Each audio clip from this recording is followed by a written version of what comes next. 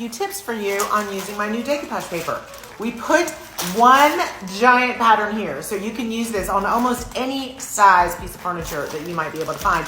We also gave you some coordinating smaller pieces. Now, if you are like me, you like working on great big pieces, and you're gonna be like, this still isn't big enough. Here's what I wanna show you. Buy two.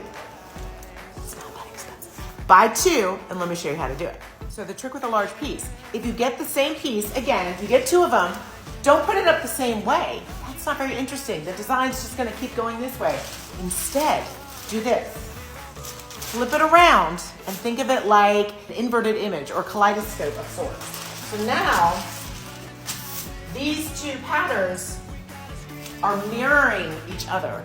So it makes it look cohesive, but also very interesting because you have a lot going on, but it's still telling a story, right? Because this is kind of going to here, this is kind of going to here. Anyway, you get what I'm saying? Let me show you again.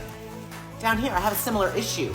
This isn't that big a space, but these don't quite fit it. Instead of putting them up side by side, I flipped one over, and then I can center it. So now it's like a kaleidoscope.